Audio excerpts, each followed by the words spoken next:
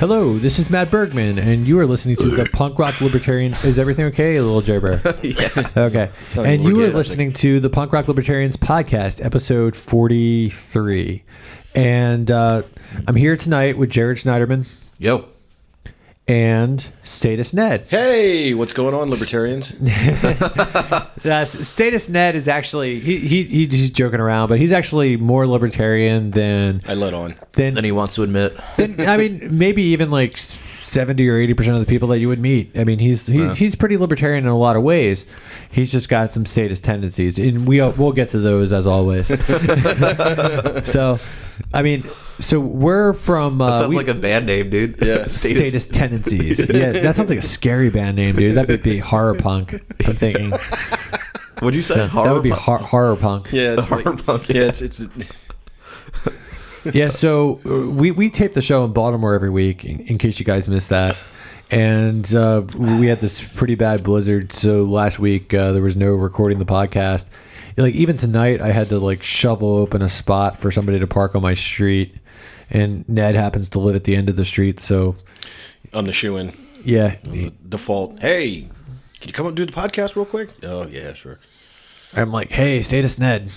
And so yeah, last week was a no-go, and then this week we have plenty of shit to talk about, so we'll make up for it. Yeah, we're gonna get you good. Get you real good. So I think you wanted to kick it off, Ned, by talking about meditation. It's meditation, actually. Meditation. Meditation. Thought we put a little punk rock in the Punk Rock Libertarians podcast, and I heard a really good punk rock record the other day, so I thought we'd talk about that. It's a supergroup kind of. It's half of a band from Canada called St. Catherine's and half of Leatherface. Hoping everybody out there is at least familiar with one or the other of those bands. Oh, like half of Leatherface? I mean, I know Dickie Hammond was in it. Who else was in it? Dickie Hammond's in it. The singer. And not the singer of Leatherface. Uh-huh. No. Yeah. Frankie Stubbs is the singer. Okay. Yeah. All right. Well, it's Dickie Hammond and Graham, and the rest of the guys are in the St. Catherine's. It sounds like a really good Leatherface record. I think it's actually probably a better record overall than maybe the Stormy Petrel was. I would say that was Leatherface's best record. So I don't know, man. That's a pretty tall claim, it's a tall order, but it's really good, really tuneful, and it's also the last recording that. Wait, did you say tuneful? Tuneful. Yeah, wow, man. Very tuneful. Catchy, yeah, dude. Very catchy. Well recorded. Some great guitar work, and unfortunately, it's the last recording that Dickie. Status Ned. Yes, you've got a pretty mouth. Thank you. You got a pretty mouth. You got a pretty mouth there, boy. But yeah, so I encourage everybody to check it out if you haven't heard it, because it's really good. And like I said, it is the last recording that Dickie Hammond did before he kicked a bucket. Yeah, man. He was a great guitar player, and then it's he does get a lot of credit for Leatherface. But I want to point out though that Dog Disco, I don't think Dickie played on that record. I think they were a 3-piece on that record. Yeah, quite like. Yeah, I think you're right. Frankie Stubbs is still the fucking shit. He's fucking. I hope Leatherface still does some shit. I don't know if that's in the cards. I read an interview with Graham. I'm friends with him on Facebook, so that's how I heard about it.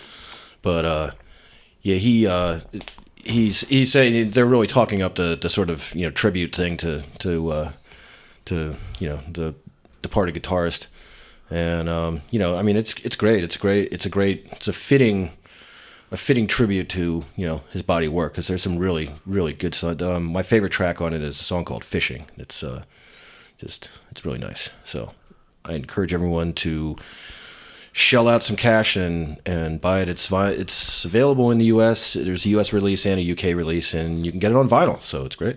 Nice. Sweet, dude. I want to pick that shit up, dude. Nice. We'll have a listening party, Ned. Yeah. Well, I was. They're streaming it live if you want to take a preview on it on one of the big punk rock blogs. Oh yeah, I saw that. Yeah. So maybe I'll share that in the punk, or you or I, one of us or both of us, will share that in the Punk Rock Libertarians group later. Maybe. Sounds good. That'll be a treat for everyone. Yeah. So, did you guys see the new X-Files? Yeah, man. I saw the first episode. I haven't seen the second one yet, but I thought the first one was awesome.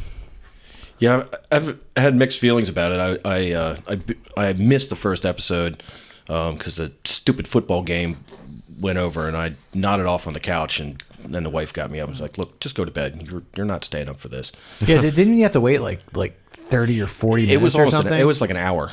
They were just. I mean, it felt like forever. Yeah, but yeah. And so I haven't seen it. I binge watched an entire season of the X-Files previous to that, so I was a little disappointed. Oh yeah, dude, I've been doing that for the past like 3 months.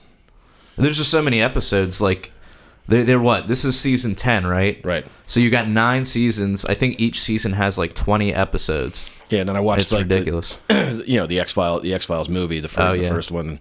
And then I tried again to watch the second X-Files movie, and I was like, "Oh, this one is really not good at all." Really? Yeah. Personally, I was never that into the show when it was originally on. I used to watch it religiously when I mean, a lot of people were, dude. Yeah. It was just me, and it's weird because I'm into a lot of horror shit, not as much sci-fi, but I dig some sci-fi. Yeah. But I don't know. I kind of liked that episode this last week, basically because it was like, it seemed like there's a lot of state hatred in it. Going on, and I'm a fan of that. Well, there's always been a huge conspiracy element, the government not telling you what they're actually doing. Yeah, it's like, Mulder and Scully are kind of, they're a part of the machine, but they're working to dismantle it, kind of. Like, they're working to I think they're working to, like, provide truth, Yeah. Well, but originally they're sort of set up to discredit all that sort of stuff. What I feel like that website, more than anyone that I've ever seen, was kind of like, that episode, more than any other episode that I ever saw, was like they really made the government look like the criminal, the perpetrator, the entire time. Yeah. I mean, it was just hardcore on the state. Right. I thought it was cool how they had like an Alex Jones type character that was played by the dude from, what's his name, from Community. Yeah. From Talk cool. Soup or whatever. Yeah, I heard the second one's even better, but I haven't seen it yet. But I'm really excited for the rest of the season. Watching it. Yeah. So I didn't get that much out of that one. I gotta watch that again. I was busy while it was on. Yeah. I mean, I'd really like to watch all the old episodes first, but I don't think that's realistic. Have they started to stream it yet at all? What, the old episodes? No. Are they going to wait for the whole new season to go through before they... What, on Netflix? Yeah. Yeah, probably going to wait on that. Apparently Tim Armstrong from Rancid is going to be on there. I saw that. Yes. Yeah. That's pretty interesting. That's cool. Yeah. And apparently it's some kind of a tie-in to one of their previous episodes. Oh yeah. Yeah. See, I need to watch that second episode because I'm wondering if they're gonna do the thing where like each, like in the old ones, where it's like each episode has like a new monster or whatever, but then they have like an overarching like conspiracy plot with the UFOs. I can't imagine that they wouldn't. Yeah. They wouldn't have some kind. I mean, that's pretty much. From what I've heard, they had so much because they only have 6 episodes. Yeah. But apparently they had so much viewership that they're just gonna do a whole fucking full season now. Good. Really? Yeah, that's what I heard. Wow. Yeah. It's fucking awesome. Yeah, you see, I would wonder, like, are they still shooting these episodes right now, or did they call everybody back in? I mean, how is this working? They might just do one of those, like what they do with, like, The Walking Dead, where it's like you have half the season, and then several weeks, and then they'll run the rest of it. As far as full season, weren't the old seasons of the X-Files, weren't they like 20-some episodes? Yeah, there's a huge amount of it. They just don't make TV programs like that anymore. Yeah, exactly. But they hold these up, new man. ones, they're just going to do it now. They're going to do like a 12-episode season. Or? I'm not sure the details. I just heard. We need the deets. Sorry, I didn't bring the docs. Yeah. Well, you know what else was on TV? The fucking Republican debate, bitches. Ooh. Okay, so did anybody else here besides me watch the Republican debate? I've watched a very, very little bit of it. I've seen like the Rand Paul highlights. Yeah, some of them. And I've seen some of the highlights of it too. I have a real hard time watching the Republican debates. I don't think that anybody on the Republican ticket is is really, none of them really motivate me terribly, with the possible exception of Rand Paul. But even he is, I don't know. It doesn't seem like he's on his game lately. I would go with that. I mean, well, it seems like for this whole election cycle, he doesn't seem like he was too much on his game. Right. And I think that's reflecting in the polls. Right. It seems like when he's there, it almost seems like he doesn't even want to be there sometimes. I feel like he's gotten better recently, but honestly, I'd expect a better performance out of the guy.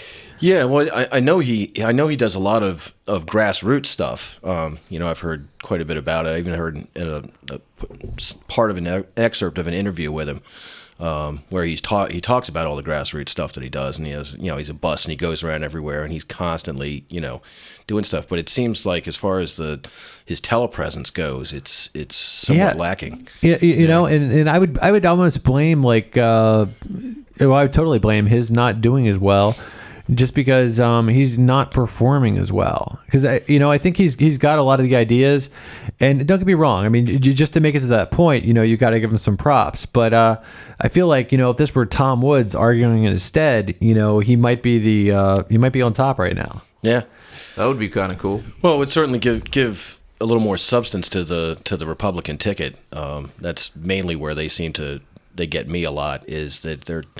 The guys who are really out in front aren't really talking about issues as much as they are just sort of fear-mongering. Yeah.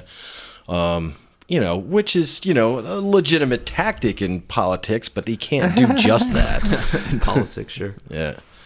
Yeah, there's a lot of funniness to the debate.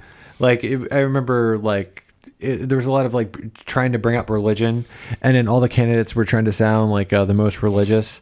And Marco Rubio, I remember one of the moderators said something about some comment where he's like the savior of the Republican Party, and it was at random. And Marco Rubio was or not at random, but right after that, Marco Rubio was like, "I'd like to point out that there's only one savior, Jesus Christ."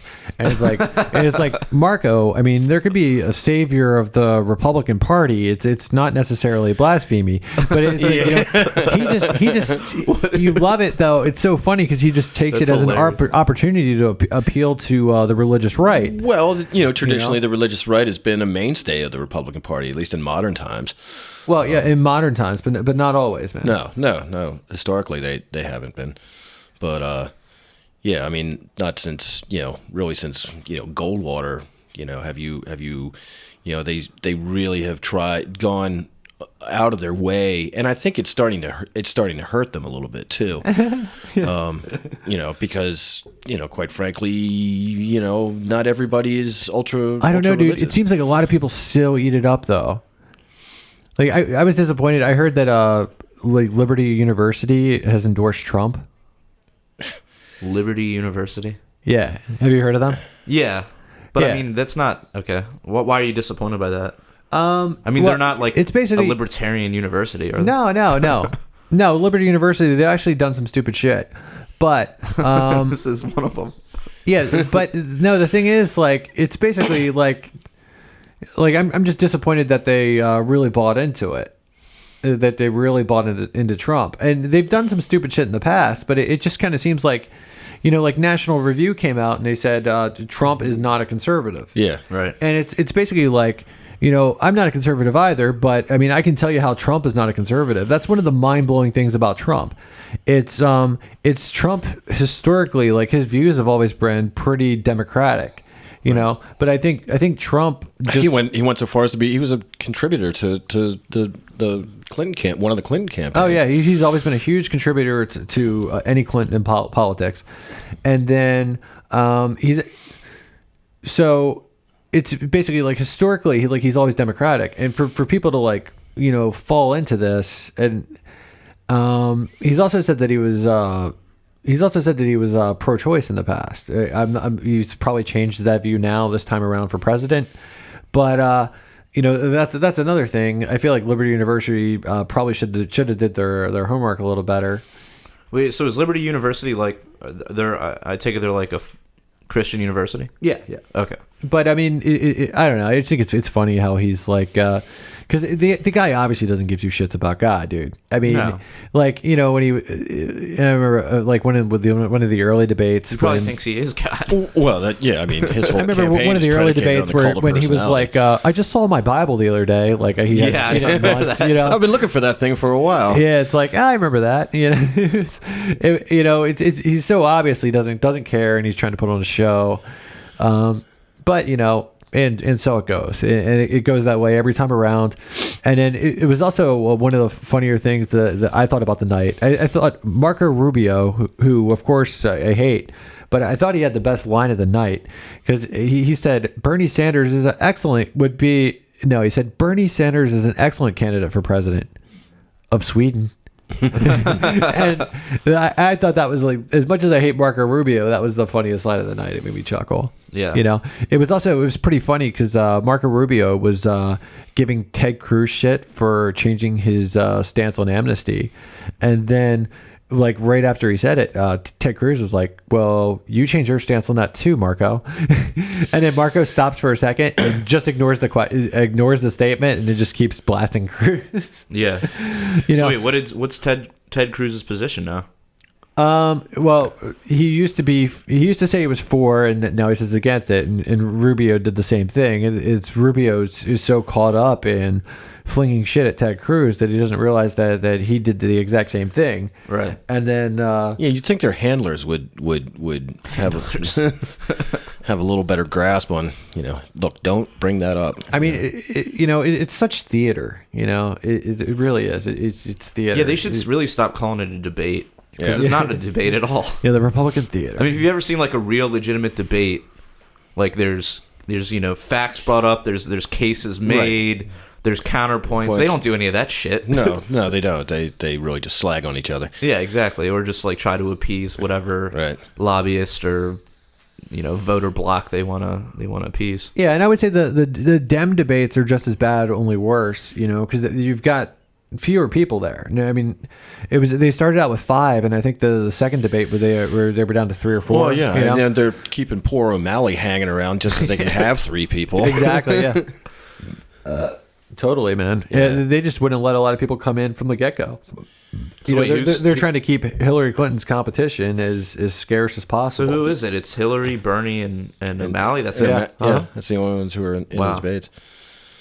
Talk about diversity. Yeah, that is definitely one thing on the Democratic side that is. And did you hear that I read an article today where it's been revealed that the husband and wife who owned the Onion, right, who were the main financial backers of the Onion, they are huge supporters of the Clinton campaign, and that's why one of the things that the criticism is that they don't do a lot of satire about Hillary Clinton, and that there's the case to be made that there's a push to not make her look bad. Really? That's disappointing. Which is very disappointing because I love the Onion. I mean, dude, Clickhole is the best thing on the internet right now. Yeah. And that's kind of one of the things that I really like is there's nobody that's not on the table. Yeah. Except for Hillary Clinton. Huh. I never noticed that, but it's pretty fucked up. It makes sense. So they haven't done a whole lot of anti-Bernie shit from what I've seen, though. No, they haven't, and I don't know. So maybe they're being even-handed with that. Well, I mean, they'll do Trump shit, no problem.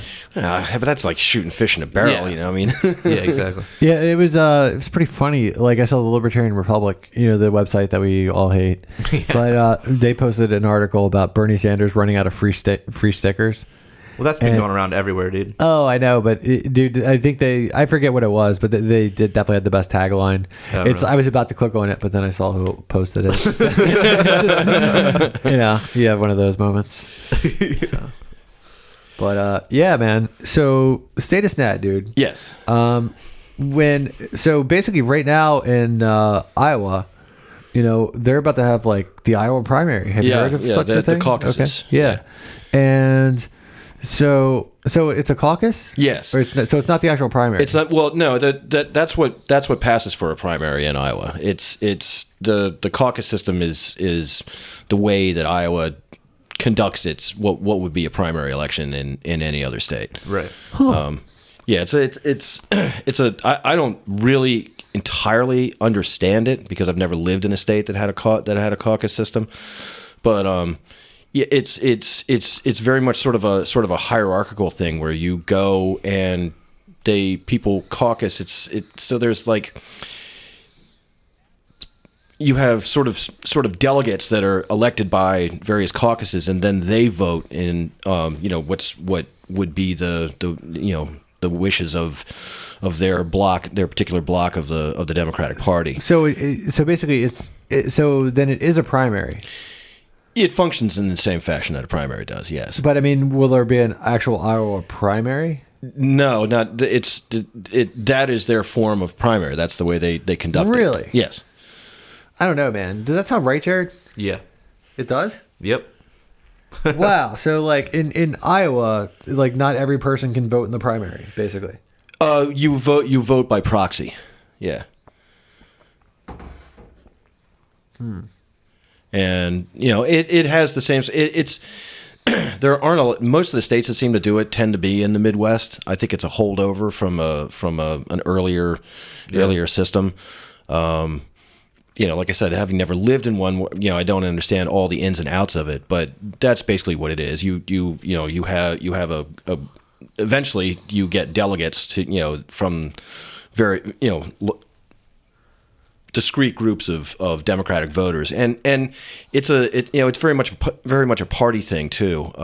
States are free to conduct their in-state elections like that, in any manner that they choose. I was watching television last night, and apparently Bernie is polling at very close to Hillary in Iowa. They are running about neck and neck, and I think that this is Well, as everybody, as Matt, I'm sure, and Jared know, I plan on voting for Bernie Sanders, and I am going to be officially switching my voter affiliation, my party affiliation, from unaffiliated to Democratic, so that I can vote for him in the Democratic primary here in Maryland. He and a lot of people, a lot of libertarians have problems with Bernie Sanders, and I have problems with some of Bernie Sanders stuff too, but he seems to be the only person still who at least talks about issues in an actual issue-oriented way. Now, does he do a lot of the same political hyperbole that everybody does? Yeah, of course he does. He's a politician. Right. But he seems to at least have not just pointing out problems, but coming up with solutions along the way for how he would do things differently. And I think that's refreshing. And it's telling, I think, on the Democratic side that he is polling so closely with Hillary, because I think everybody a lot of Democrats are very tired in the same way that a lot of people are very tired of having political families just run the country. Well, it's the Clintons this time around, and next time around it's going to be somebody from the Bush camp, yeah. Which is probably dude. Fuck you, dude. Jeb is his own entity, dude. Jeb is what? Jeb is his own entity. But yeah, so and I think a lot of people, myself included, really just disenchanted with Hillary Clinton. She is very much part of the machine, and it seems to be that's an undercurrent that's running through both tickets. I think this year is the sort of populism on both sides, because people are very tired of the way things have been going, and the huge gap in income inequality that we have in this country that's only getting larger and larger and larger. So they look at Hillary and they see it's the same old song and dance. Would you say it's about time that we just started to become like equally poor? No, I've no intent. I don't want to be poor. I don't think anybody likes to be poor. I don't know, man, but don't you think like a lot of socialist countries are kind of that way? It's a different methodology for distribution of wealth. I mean, it just is. I mean, you can say that it's not stealing from the rich and giving to the poor. So do you think we should socialize like everything, or what do you think we should socialize, dude? Well, I mean, obviously Bernie Sanders has his plan for doing slightly more another step towards socialized medicine, which is to open up Medicare to everybody. And Well, he just introduced a plan for single payer. Yeah. Which is supposed to cost $1 trillion more than he thinks it is. I like the idea of single payer healthcare system. I certainly think that the way that the healthcare system has evolved in the last 8 years is an atrocity. In order to that's the thing about Obamacare, and it's the thing that I said all fucking long, dude. It's after a few years of Obamacare, people will be begging for single payer, and I'm a libertarian, and I think single payer would be better than Obamacare. Yeah. I don't think single payer is the best answer, but I think Obamacare is that bad, and I almost believe that it was designed to make it that bad to have people beg for single payer, because then the government have more control. But Ned, when you have single payer, you got to worry about stuff like the government rationing.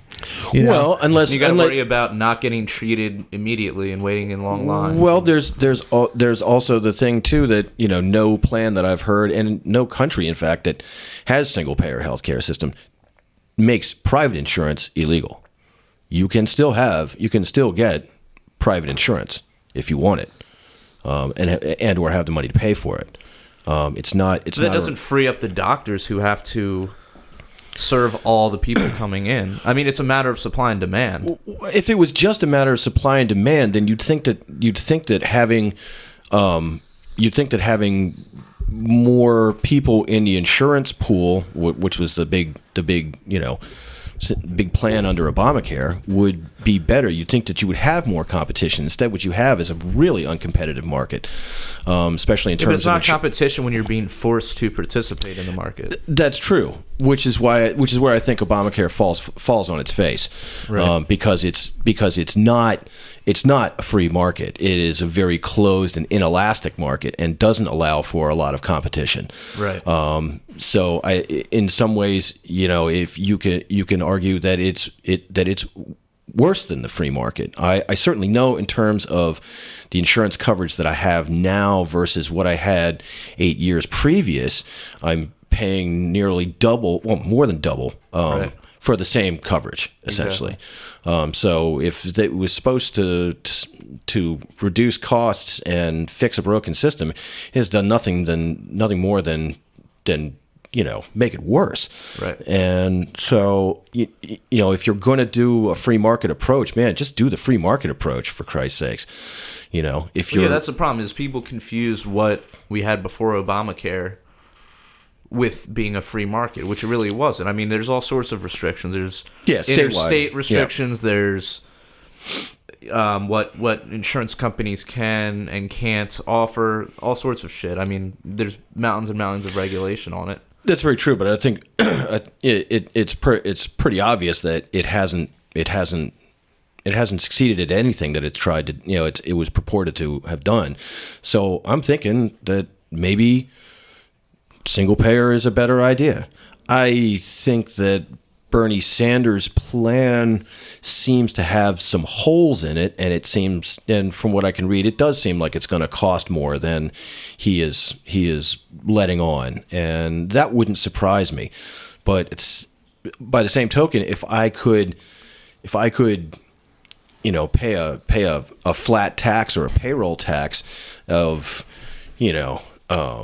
10% of my income, or just to pick a number out of the air, then I would probably still end up saving money in the long run. And if the care is the same, then man, why not? Well, I mean, I think you can make a case that Bernie's healthcare is going to be better than Barry's. Right. Okay. You can make a case for that, and I'd make that case with you, dude.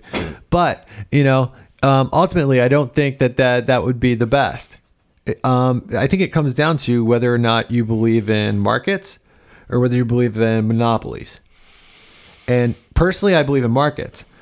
How would you feel, Ned? I'll put this into a language that we all can understand, because we're all guitar guys here. Mm-hmm. We're all music guys. We know about gear. And so what would you think about socialized guitars? Well, I don't know. I mean, I wouldn't want to have to pick have my choices limited in that thing. But from an economic standpoint, they are sort of limited anyway. I mean, I don't have enough money to buy the guitars that I would like to have. I usually make do with the guitars that I can afford. Well, what would you rather have in guitars, though? Would you rather have the government be the only people making guitars? No, like, do you feel like you would get good guitars that way, or do you think you would? I think you would. I think you would. I think you would have like Squire Stratocasters passed out in the soup kitchen. I mean, Strat packs for everybody. And then Status Ned, how do you determine who gets these guitars? Does everybody get a guitar? Because that's pretty expensive for everybody to get a guitar. And you got to figure. Well, if it's universal guitar ownership, yeah. And you got to figure too. Like I mean, a lot of people are going to get a guitar. But what about those poor kids? What about those poor kids? Down in the ghetto who never get a guitar. Well, I mean, seriously, should everybody be given like a guitar? I mean, it's if I could get a free guitar, if everybody got a free guitar, yeah, I'd play it. Would I not? Maybe try and go buy a better guitar later. So if you're saying like a minimum wage of guitars, yeah. So I mean, but dude, should people be forced to pay for this guitar who are just not even into guitar? Well, I mean, what if somebody's a DJ? You like guitars, and yeah, but what about my mom who doesn't play guitar? Should she be forced to pay for my guitar or Matt's guitar? I bet she paid for your first guitar anyway. Yeah, but I didn't force her to. But should she pay for Matt's guitar? She doesn't even know Matt. I know, dude. Well, but Matt's a good guy. I mean, Jared's mom blew me, but she shouldn't have to pay for my guitar. I set you up for that one. Yeah. So, I mean, seriously though, man, it's like, I mean, like, should we have? We are talking about two different things, though. We're talking about healthcare versus guitar. I mean, it's easy to abstract it in terms of guitar. Well, I mean, I'm talking about markets versus. I'm talking about markets versus compulsory state monopolies. I'm talking about like free people making guitars, man, and I'm talking about in the world that I imagine, there's no like intellectual property or like fucking bullshit patents on guitars. So, and I think as soon as that happens too, I think you'll have a lot more competition. You'll have a lot more smaller brands making guitars because they're not hindered back by government protected monopoly laws. And I mean, I'm talking about like that's you would see more wealth. And then you get into one of the fallacies of free market capitalism. I'm talking about wealth equality, Ned. Well, if you have maybe you need a bottom floor. If you want to get a guitar, yeah, you can get a guitar. You can get a guitar for free. It's not a real great guitar. Well, and I say that's fine, Ned. But I mean, I just don't. I think that's fine if you want to do that, dude. Fucking A, awesome, dude. But I don't think you should be able to force other people to participate in your stupid idea. So you're saying that healthcare is a stupid idea? Well, I mean, I think universal healthcare is not going to produce good results. You can take a look at a lot of countries in Western Europe and some of the more developed countries in Asia. Singapore, for example, they have that stuff and it works great. Dude, it sounds awesome. I've always wanted to move to Singapore. Well, you can, if you want to move isn't that where they caned Michael Fay? Well, I mean, he's an asshole anyway. He deserved it. Well,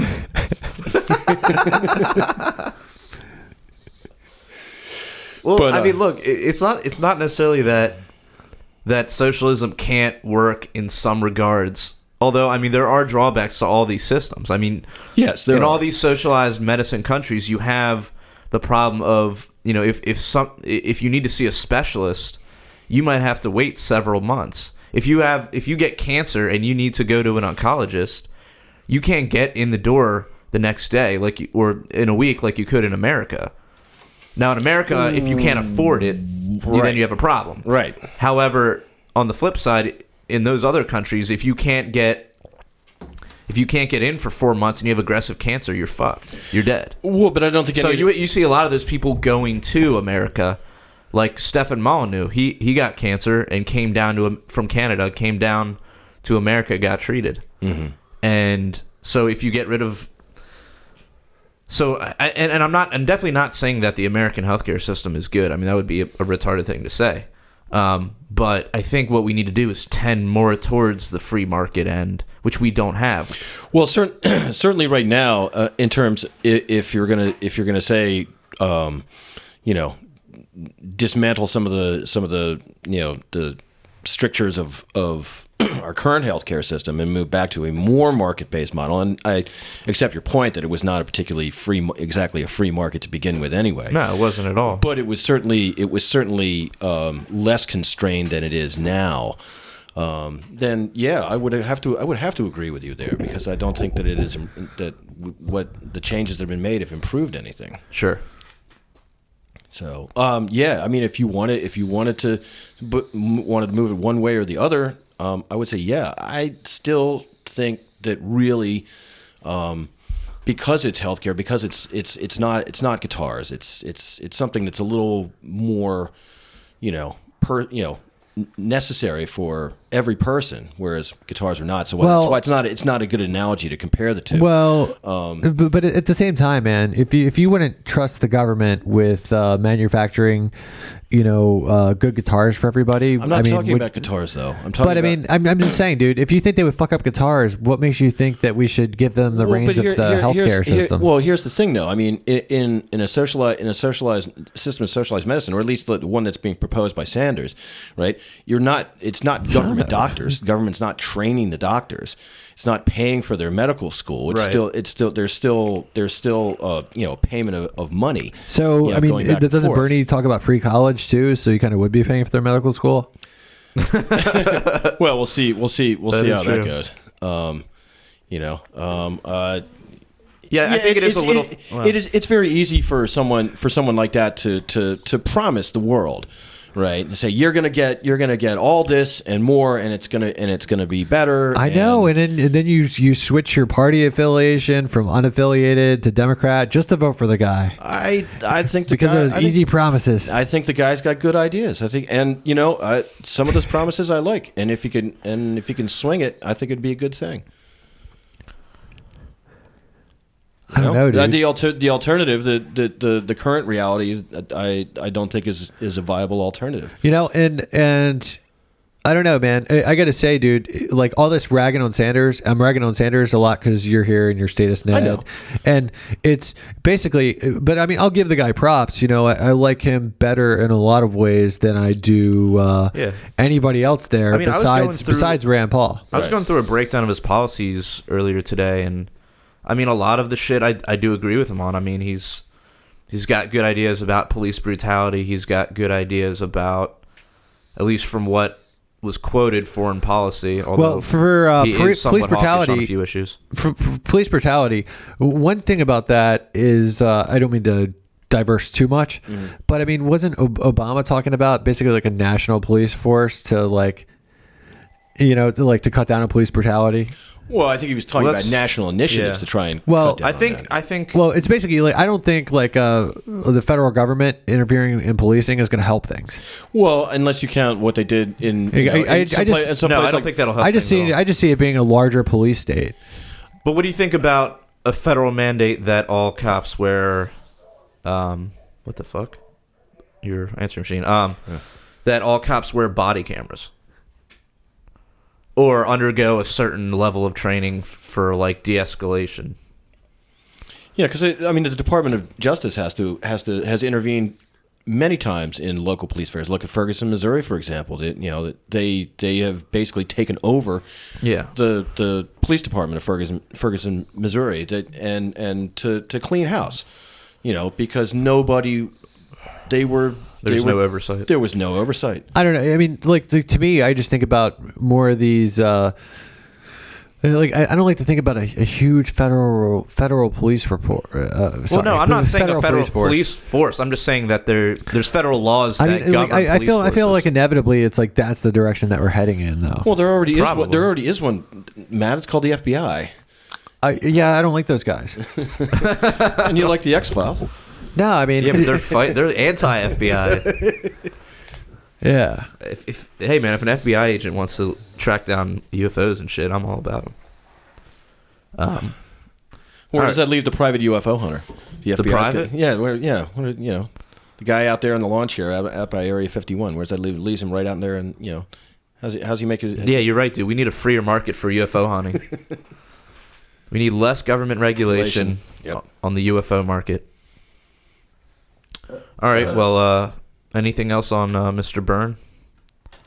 Have we been burned? Have we burned through this topic? Well, the again, and everybody knows this. I mean, this is pretty open in the mainstream media. Here, I'm putting my hands up doing the quote thing. Mainstream media, and the fact that he is poised to possibly win in Iowa, and he will almost certainly win in New Hampshire. Yeah, which are two of the very are considered the two sort of precursors to moving along in the national election. And if he takes Iowa, I think you're going to see a lot more nastiness come out of the Clinton campaign, and she's going to have to really start throwing some punches in order to make the case for herself, and possibly she could lose this. And I remember this when we were sitting around. I was talking with Matt Pless and Matt Bergman right before the Obama's first election. We were sitting there, sitting around, kind of idly watching the TV and like how postulating how it was going to go. And I wonder if this country won't, if you had to think about it one way or the other, if we will ever choose a female president. And I wonder if there isn't something in the national psyche that really that gives everybody pause. You think so? Yeah, I do. I think there might be a sexist undercurrent. Could work out. I mean, if I had to pick between the two of them, I would certainly rather have Bernie in the saddle, I think. Although, I mean... between who? Bernie and Trump? No, Bernie and Hillary. Oh, Bernie and Hillary. Yeah, I mean, out of the two, yeah, I'd probably go for Bernie. Here's the thing that I was talking to a buddy, and I mean, some of the stuff that Bernie proposes does scare me, like the single payer, like some of the more radical socialist stuff. But the thing is, I don't think that stuff would get passed. I don't think he's going to get single payer passed. What I think on one side, dude, with a Republican Congress, which he's probably going to have, is like he's not going to be able to just pass everything. But devil's advocate to that, I mean, we could get a little bit more of executive order city going on. So, I mean, and that sucks. But on the same hand, if you believe in free markets and if you believe the problem might be the solution, so if Bernie Sanders crashes the economy, we know that that's not the way to go economically. But at the same time, he does some good things as far as like cutting back on the prison industrial complex. Right. And what else would you say he does? That I like that he does? Yeah. Man, I meant to bring up. Someone broke down his policies pretty nicely, but he has a pretty good stance on the war on drugs, at least for marijuana legalization. Yep. Which is awesome. I mean, he seems to be less hawkish than Hillary and less hawkish than Trump. Maybe in the slightest than Hillary. At least the way he's talking. But... Yeah, that is actually one of the things that I am less sanguine, more sanguine about rather is his stances on foreign policy. Yeah.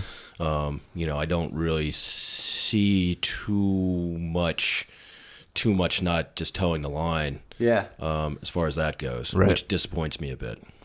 I think he does want to close Guantanamo though.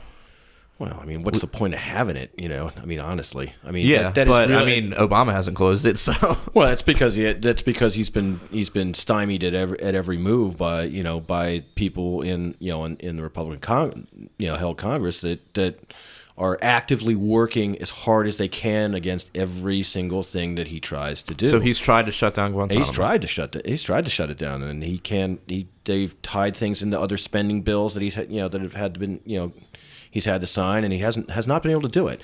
And which brings the question: why are we still keeping it? What is the point? You know, why are we still what? Why do we still have the place? I mean, what's the point? What good is being done there?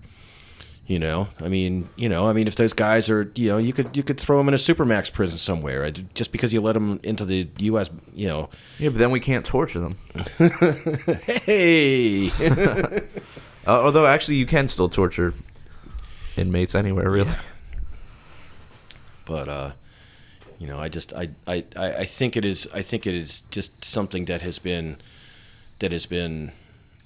used as a wedge in politics just to frustrate efforts and to make people who want to close it for practical grounds, forget moral grounds, just look ineffective because they can't get it done. I'm just looking into that. All right, I guess we can move on. So, big news in the Oregon standoff. What's his name? Lavoy Finicum? Yes. Yeah. One of the protesters, or whatever you want to call them, was killed by police. Yeah, they were driving. They were apparently all driving back from a rally that is being held by the like-minded individuals. Yeah. When they were accosted on a back road, 2-lane back road by, I believe, Oregon State Police. Yeah. And they tried to evade the police, and they had the entire road blocked off several hundred yards down from where they originally stopped them. And the car that they were all in swerved off the road and didn't flip, but kind of went over on its side in a snowbank. And the guy that you're talking about got out of the car and did, in fact, I watched the video that was recently published, put on the web, and he got out and he had his hands raised, and they said that he reached in his pocket or inside his coat, but there's no audio there, and you can't really hear, but he clearly has his hands raised. And one of the state troopers, there's one in front of him and one behind him. The guy behind him shot him in the back. In the back, when he had his arms up. Wow. Clearly had his arms up. Wow. Yeah. Did you watch the video, Matt? I watched a little bit of it. Yeah, I mean it's not gripping. You have to watch it. Really, you can skip almost all the way to the end. Yeah, it was a pretty long video, and I was but busy. I was busy doing a bunch of other articles. Yeah, but I mean, and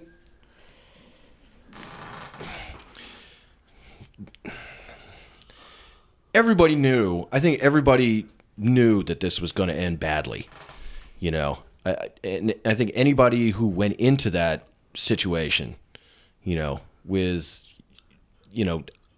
if they weren't expecting that one or more of them were going to get killed, I don't know what the fuck they were thinking. You take over a federal building, throw everybody out, stockpile it with guys with guns, and expect that the cops aren't going to shoot somebody. I mean, I guess this gets back to your whole premise about the, state-sponsored violence and all that, and how the state is only the state under guarantee of violence against you if you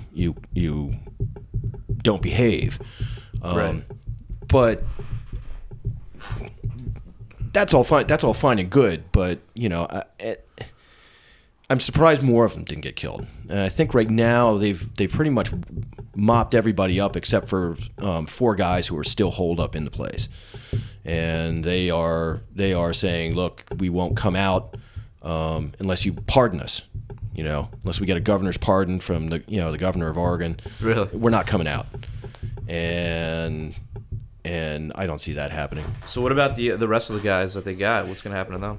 Well, they've already been arraigned, and they had an arraignment hearing, and they're gonna put them on trial.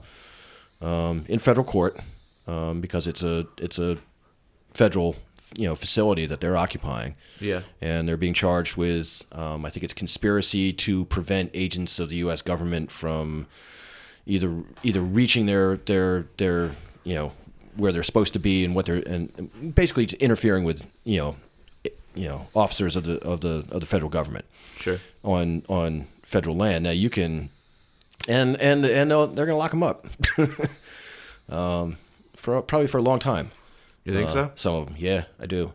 I think it's really, I think those guys have an issue in terms of how the Bureau of Land Management, because they really are rather heavy-handed about the way they lands that they control and who gets to use them and for what and when. Right. And they own a lot and control a lot of land, the majority of the square acreage in a lot of those states. And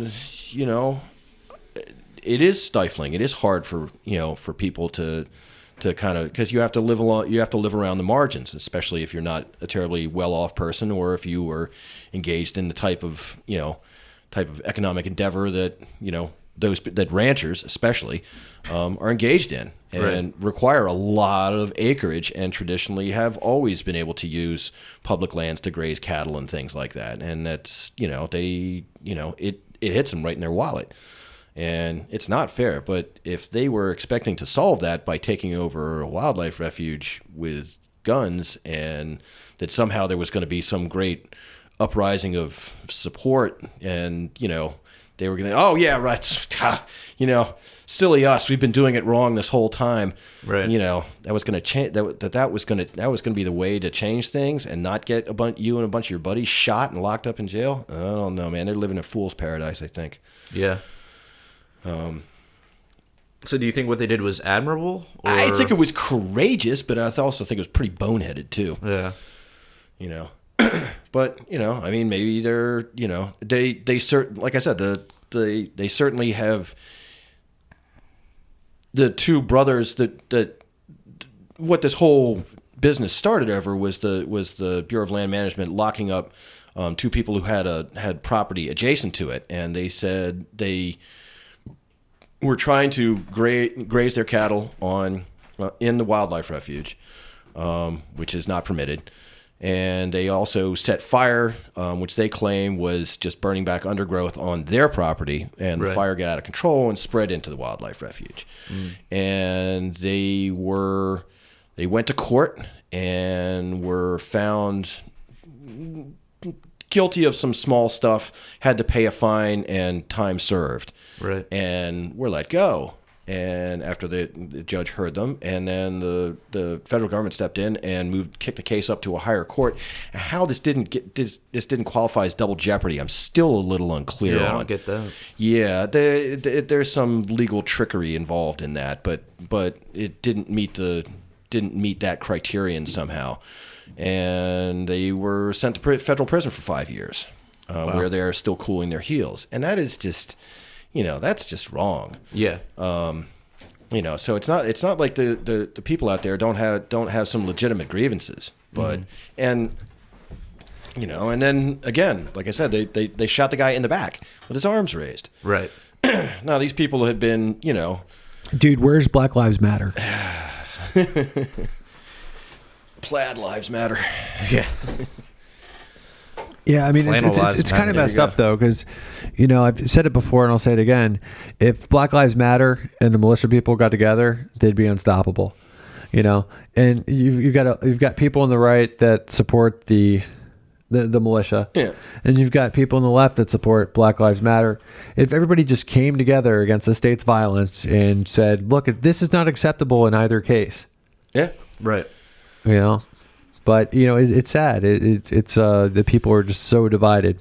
Well, not only that, but that's one of the things that's always kind of really discouraged me a little bit from people on the left is they seem to be just as ready to have these guys shot. Right. and have them declared totally. terrorists. They're like, and yeah, things fucking like, shoot these just assholes. And I'm like, no, you don't really get it, do you? You Right. know, this means that there's something else going on here. These people aren't, engaging in this, just to be, criminals. Yep. All right. So there's a bill in Philadelphia that would force club owners to give artist info to cops, and it would be gathered into a database. Yeah, what do you guys think of that? That's a very worrying trend. Yeah. Now, what information would they be taking, or can they really take? Names, addresses, phone numbers. Okay. But I mean, don't the cops already have that shit, or it would just be connected with the fact that you're a performer? It's just the fact that you're connected with a performer. So if your touring hardcore band is on the road, you pull into Philly to play the club, you have to supply the club owner with the names and addresses and contact information for everybody in your band and your roadies. Right. Assuming you have any. But but this, and I don't even understand the impulse behind this one. It's being put forth by one of the city councilmen in Philly, and apparently he's got a fair amount of support behind him for that. But I can't imagine that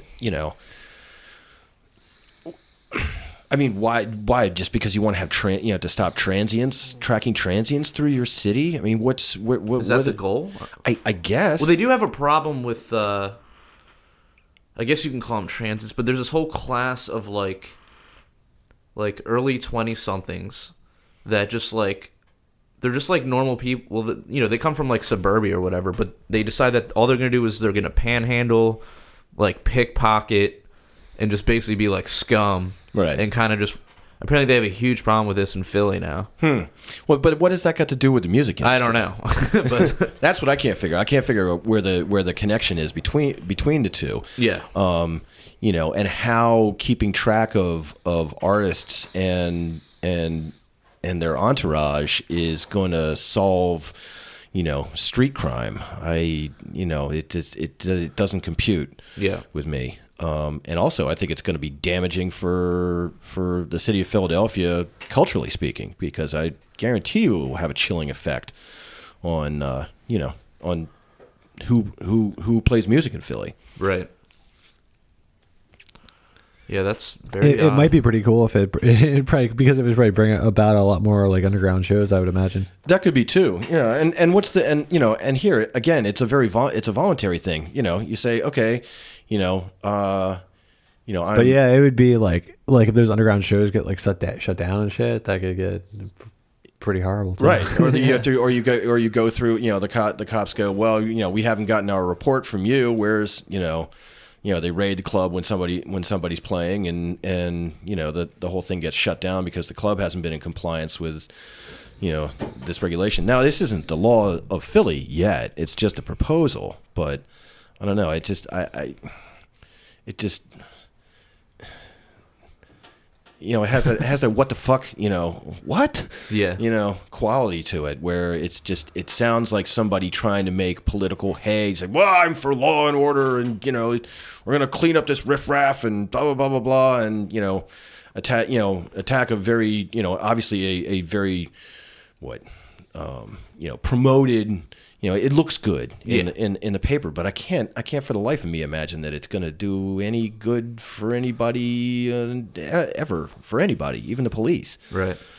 I mean, I suppose their rationale would be, well, if crimes are committed, we'll know how to find these people later, a month later or 2 months later. Yeah, I mean, for me personally, as like an artist, like I just wouldn't want my name on like a list for playing music. Right.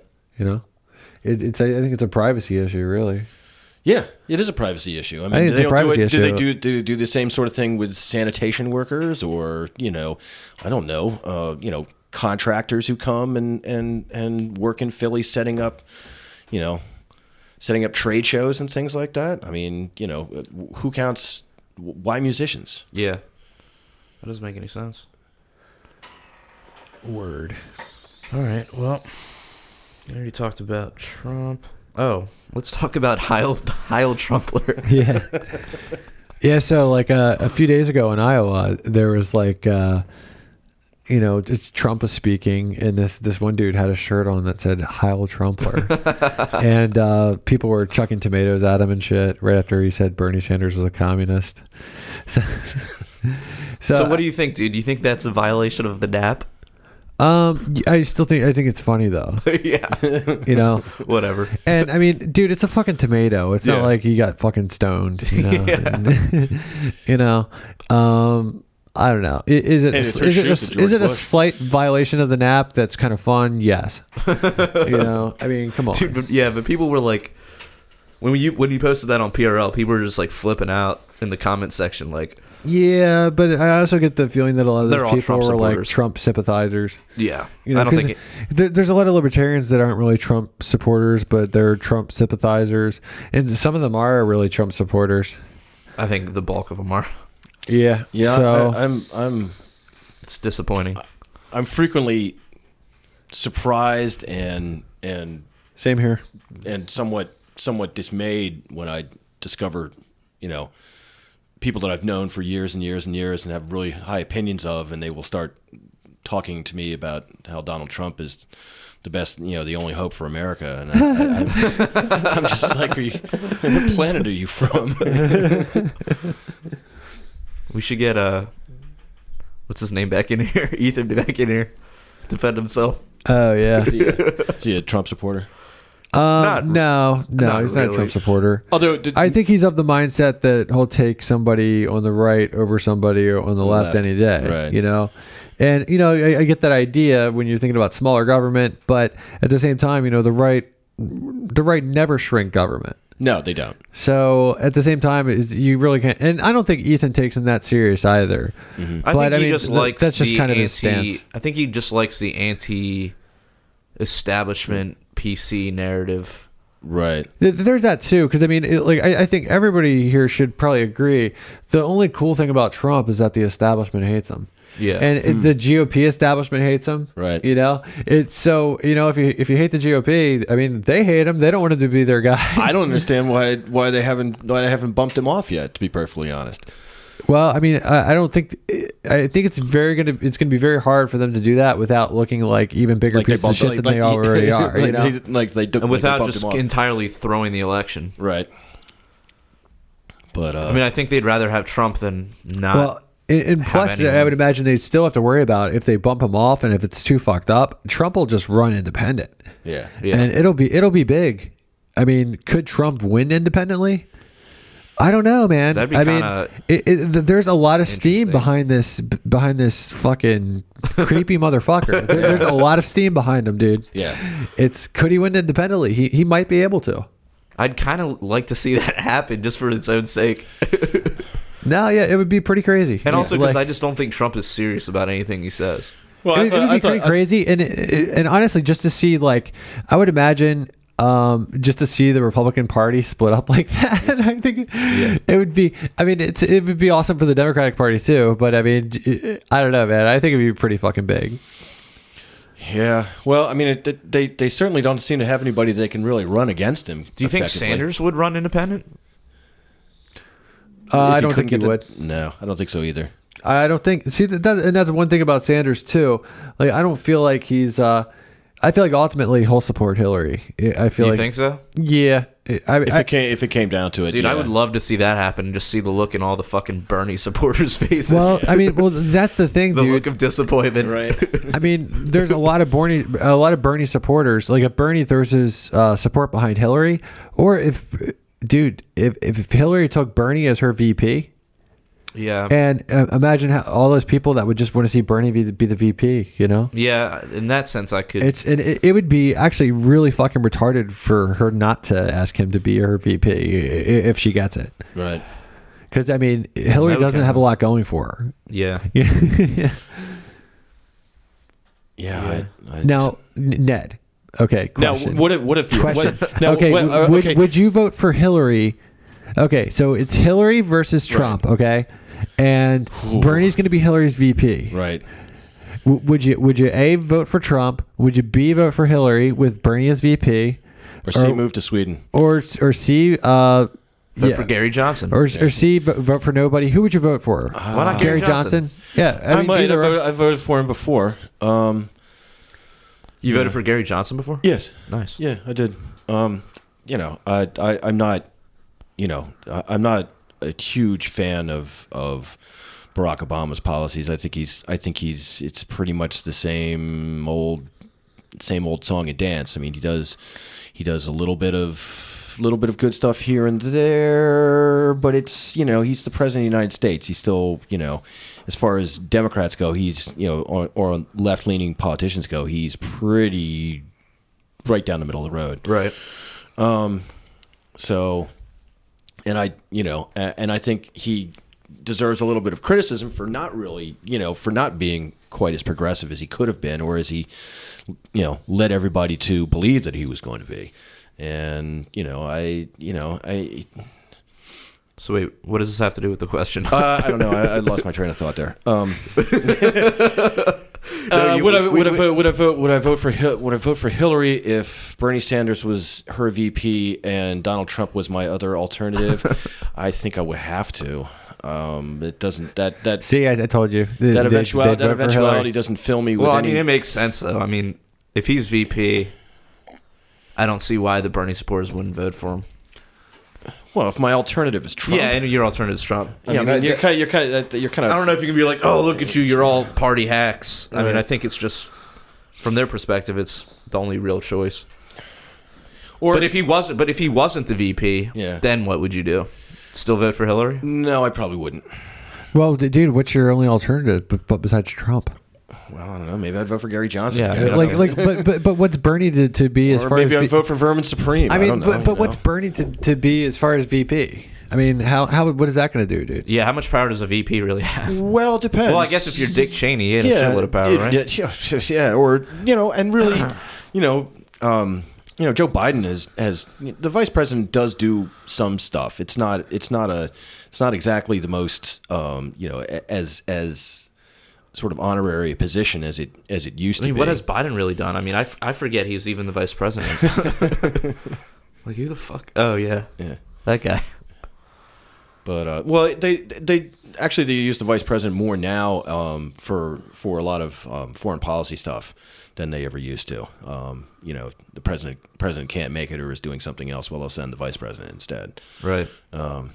So there is a fair amount on the international stage, but I don't know. That's really I don't know. That's really. So you're saying Bernie will be? Well, you said he's pretty hawkish, so we want him doing that, right? Well, yeah, that'd be a plus. Yeah. Again, I don't know. It's not. It's both of those choices suck. Dude, so. What if Trump took Bernie as his VP? I think if that happened, my mind would implode. That's just silly. What if what if he took Donald Duck? Now, if someone ran with Donald Duck on their ticket, I might have to vote for Trump at that point because. What about these nuts, dude? That's who we're not talking about anymore. Why is that? I don't know. Why is these nuts not on the table? Oh. So, is that it? No, we're actually getting to a great segue here. Okay. I think. Yeah. The segue being the FBI. I don't know if this is a Oh, you skipped ahead, dude. Oh, did I? Sorry. Yeah. But actually, let's just go to that one. We were talking about how the one cool thing about Trump is that he's anti-establishment, or at least the establishment dislikes him. But is hating the establishment the same as supporting liberty? Yeah, I mean, and you can say the same about Trump and Sanders, because they both seem to be, pretty anti the establishment. Thread. Yeah, and for either of those candidates, though, they don't really seem to support too much liberty. I mean, I would say that honestly, though, I would say Bernie supports a little more liberty than Trump. Yeah, I mean, if you count like ending the prison industrial complex, that's freedom. If you talk about legalizing weed, ending the drug war, that's freedom. So I mean, yeah, but is in and of itself just I mean, you can hate one establishment and then want to establish something more evil in its place. Right. I mean, that's kind of how I look at Trump. You know? Right. Well, I mean, I would imagine Trump would be. You'd have a little more economic freedom. You think so? Well, I mean, he doesn't want to trade with China, dude. and he's not talking tax increase. Huh? He hasn't been talking. Yeah, but he wants to increase. cut off trade with China or some crazy shit. No, I mean, okay. I mean, dude, I'm not saying that Trump is anarcho-capitalist. Yeah. But I'm saying that Trump. No, Trump is straight up monopolist. Capitalist. Crony capitalist. Yes, crony capitalism, definitely. Yeah, I mean, and I'm not saying that that's the best thing, but is that it's better than socialism? Is it better than socialism? You know, I mean, would you have more freedoms under Trump economically than you would under Bernie? Possibly. Yeah, I mean that's all. That's all. Well, I'm just putting out there. that's if Trump was articulating any of his positions, which I don't really hear him doing a lot. I hear a lot about what he's against, but I don't hear very much about what he's for. I mean, yeah, fair enough, dude. I'm not arguing for Trump. I mean, no, that's a very valid point, dude. Yeah. Yeah. You only really hear just like jingoistic rhetoric out of Trump. You don't really hear any solid positions. I'm not advocating for Trump. Right. Yeah. Well, I think Let's make that clear. I think that's where the whole Trumpler, Heil Trumpler thing comes in. It's seemingly all about He's that. doing a lot. Like, did you see the Trump dancers? No. Oh yes. Oh my God. That's shit. Yeah, that was a little embarrassing. I'd be embarrassed for those kids if I were their parents. Dude, I'm embarrassed for everybody in that video. Yeah. Like the people in the background. Yep. Goddamn. Yeah, I mean, I it's sometimes the right just they don't seem to get the entertainment thing right at all. Yeah. They have no clue when it comes to that. Like what is actually entertaining, what makes good show, as opposed to what looks really retarded. Yeah. Cool. But so I think that's I think that's about it for tonight. And so next week we'll have a treat. Timothy Davis is going to be in town from Philadelphia, and he's going to be on the show. And I'm going to try to get Alexis Schlegel in the house. And so I won't be here. Yeah, then Baby Cap will unless not you be do here. it early. What time are you thinking about doing it? I don't know. I think we're probably thinking about doing it earlier in the day. I'm thinking maybe like 2-3 o'clock. All right. Well, so we'll see. Yeah. Until next time. And also I want to bring up, we did change the name of punkrocklibertarians.com. We went with a new name, and the name is Daily Liberator. TheDailyLiberator.com. Yeah, TheDailyLiberator.com. And we're really excited about that. Yep. And, come check us out. Sign up for our email list. And also, go like the Daily Liberator on Facebook, because we've got that going on too. Until next time, live free. We can make the break the power, break the power.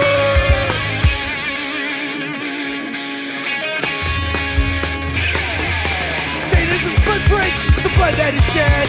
Drenching the flags of the tax bombs in red. Was it by a few at the expense of the many? Sold to the gods and the death machine. You can't justify killing by economic gain. For God, country, and democracy. You can put freedom at gunpoint in a foreign land. You support the troops, then bring them home. I believe that you will do the best for you. And I believe that we have the power, have the power. I hate the state, and I know I'm a slave. We can make the break the power, break the power. Society owes individuals nothing more than non-interference with natural rights. Once a virtuous person fully comprehends the non-aggression principle, the violence of the state becomes obsolete.